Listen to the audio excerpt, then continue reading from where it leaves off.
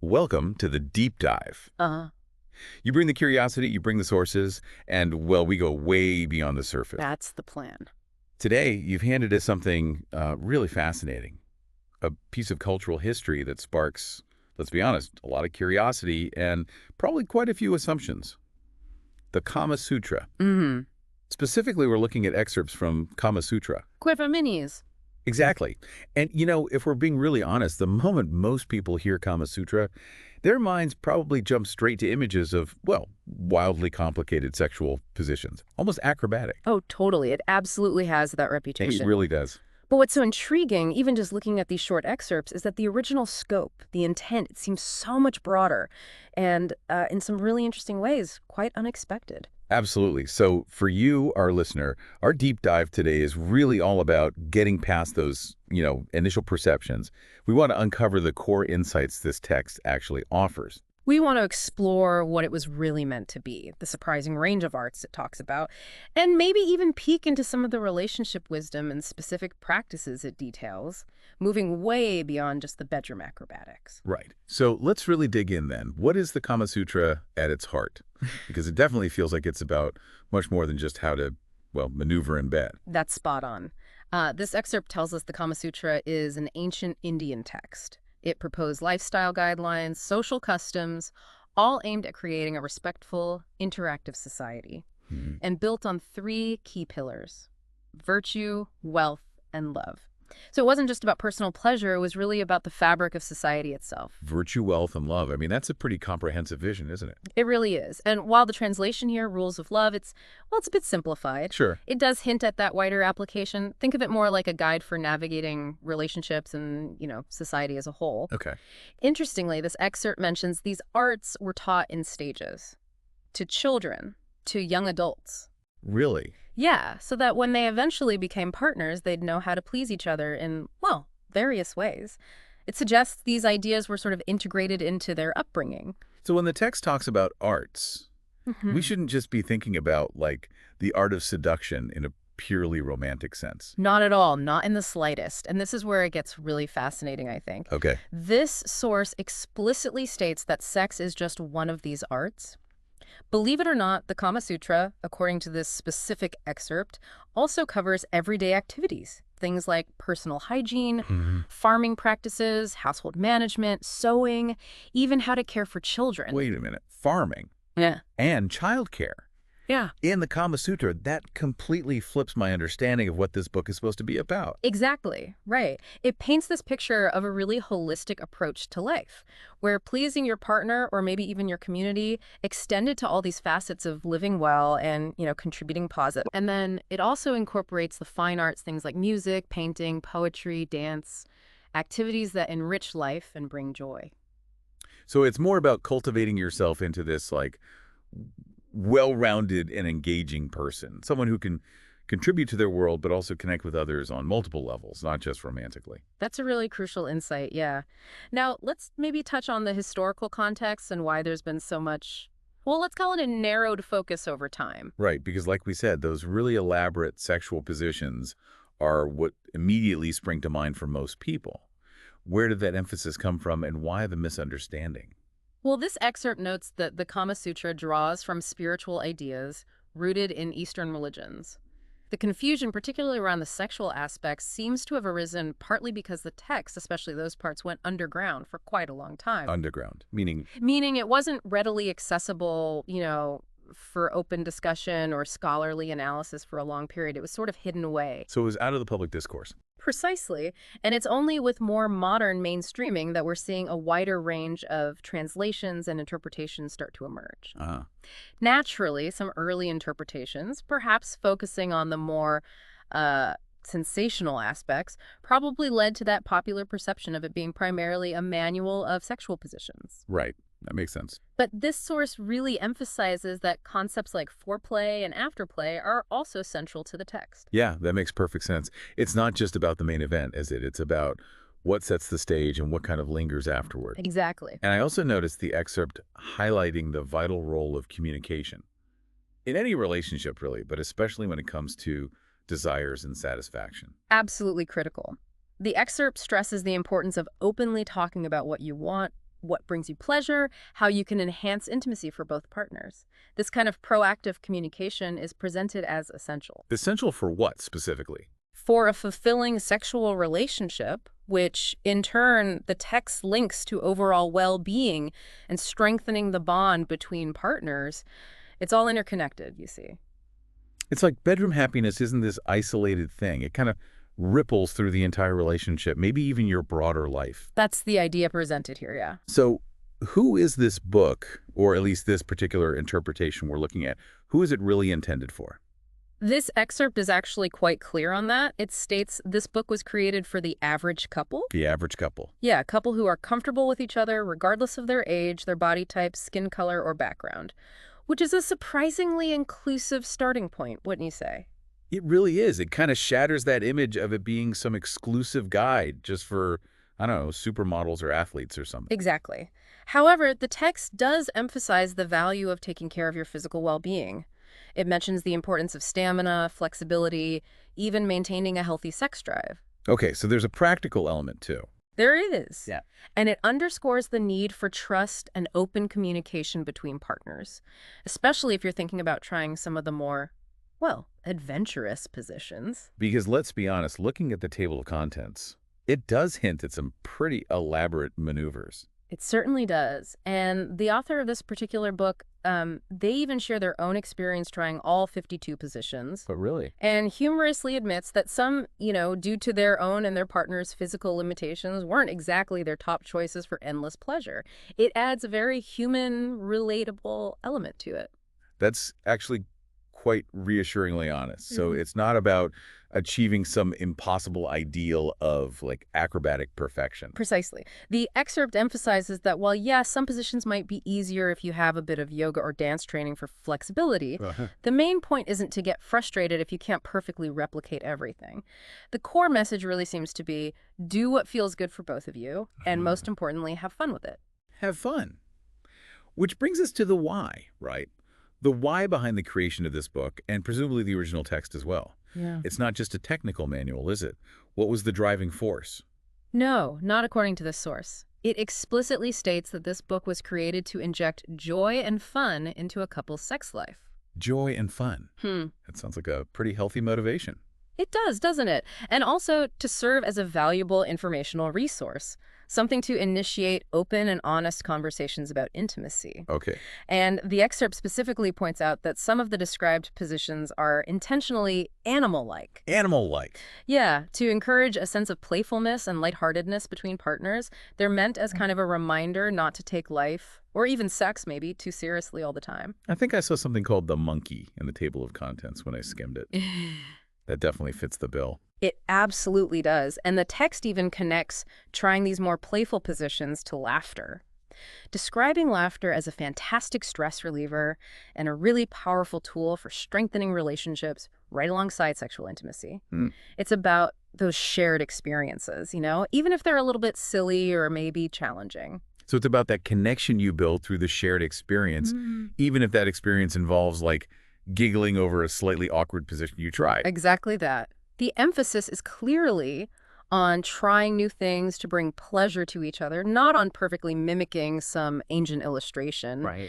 The excerpt even touches on how easily couples can fall into, predictable routines. Sure. Happens to everyone. And how introducing variety can be a great way to reignite excitement and, well, combat boredom in the bedroom. Okay, so if someone is intrigued by this broader perspective, how should they approach using this book, or maybe even just the underlying ideas from it?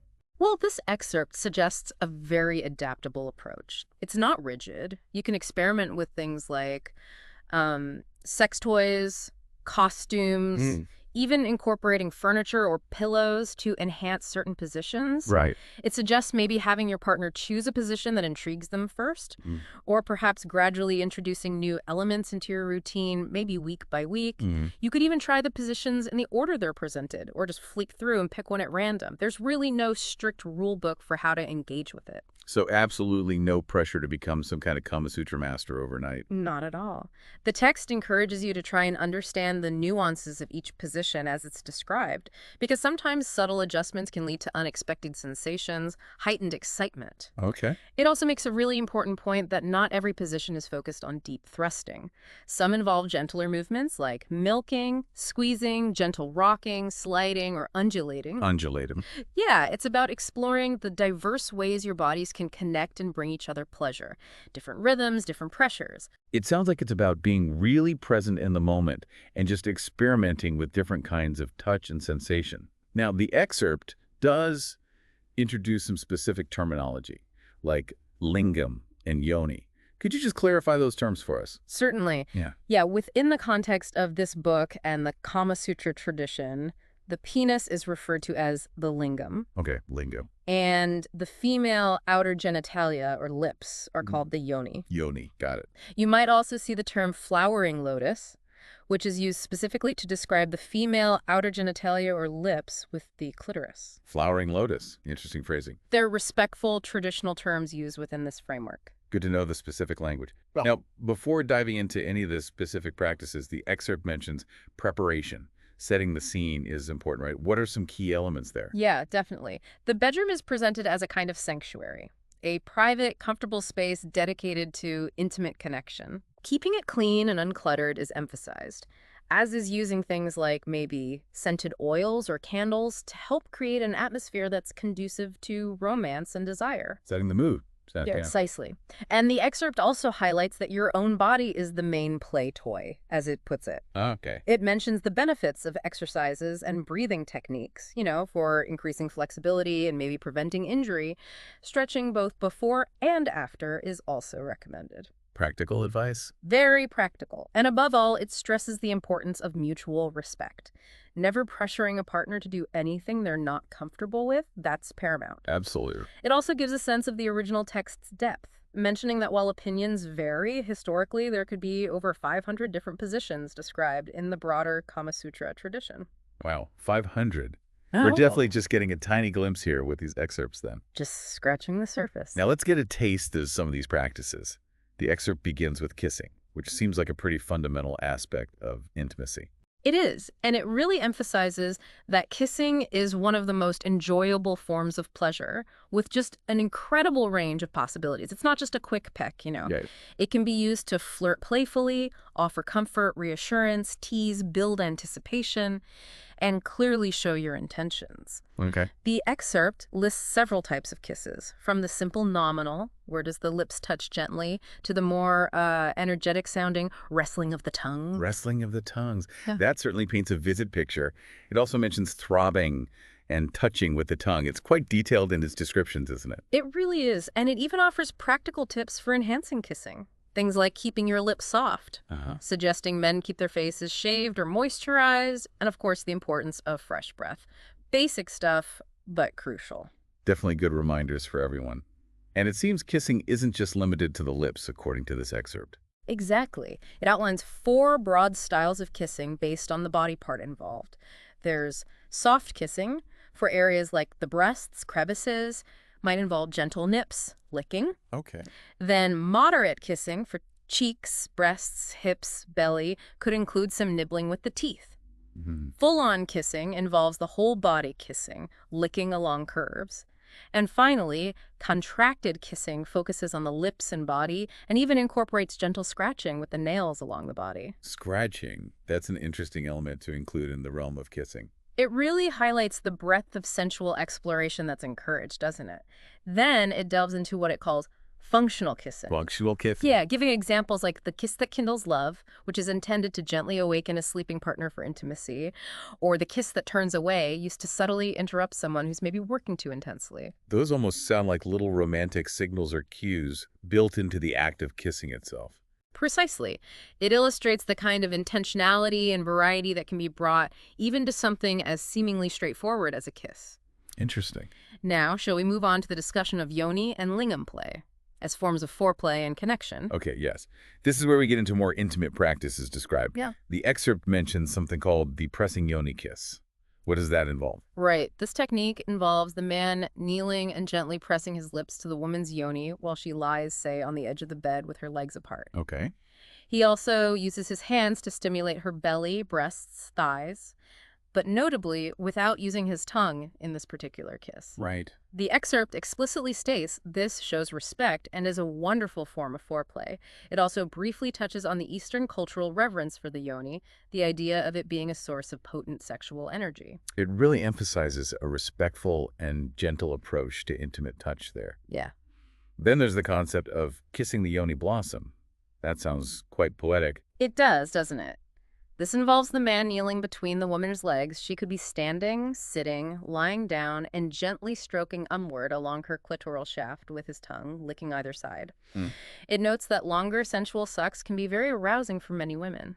It also describes specific techniques like the flutter of the butterfly, a soft, rapid fluttering of the tongue, Right. sucking the yoni blossom in a tender, appreciative way, and even drinking from the fountain of life, which celebrates the natural fluids released as a form of sexual energy. These descriptions are very detailed, very specific, and clearly focused on pleasure and mutual respect.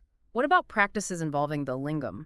So the excerpt includes a practice called sucking a mango fruit. Okay.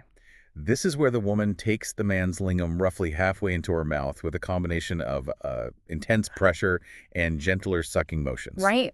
It highlights that maintaining eye contact and maybe the man gently stroking the woman's hair can really enhance the pleasure.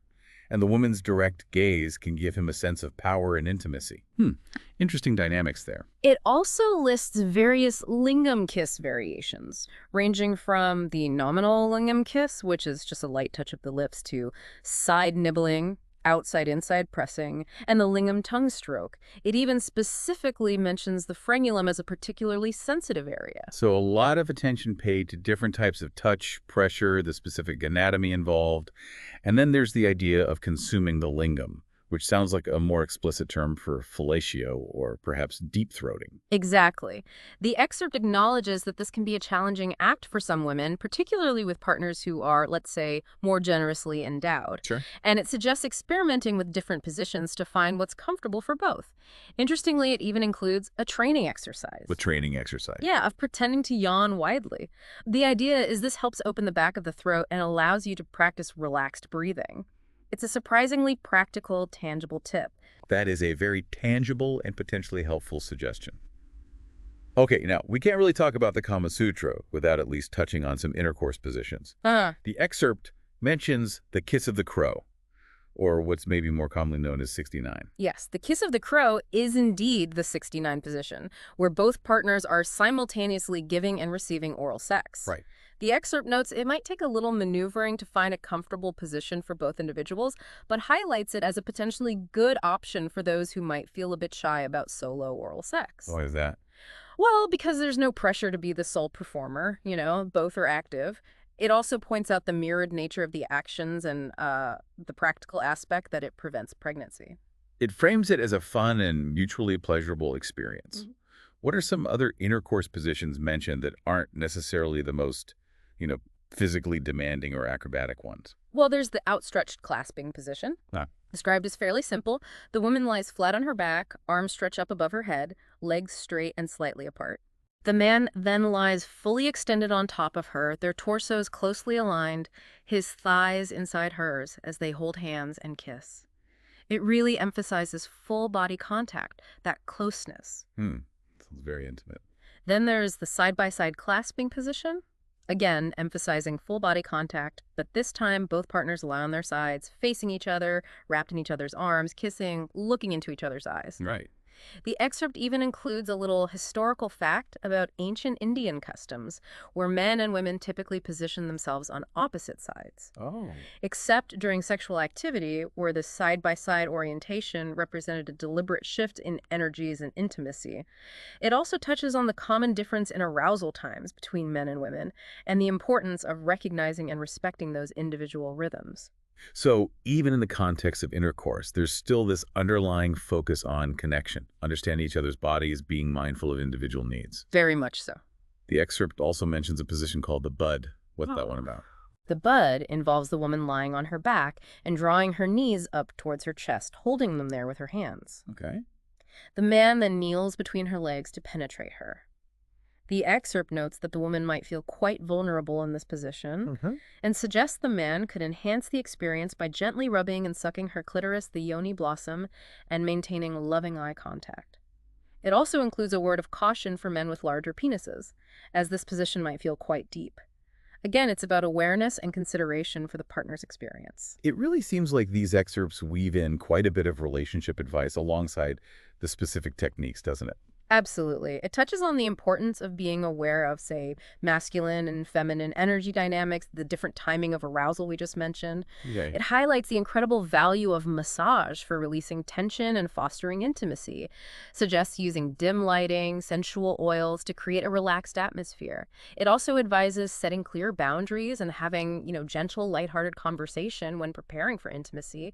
Creating a comfortable and emotionally safe space, both physically and mentally. Exactly that. The excerpt emphasizes the importance of open and honest communication about what happens in the bedroom, using positive, affirming language. It reiterates that clear communication and mutual trust are just fundamental to a loving relationship, and that the bedroom should be a safe, non-judgmental space to discuss sexuality.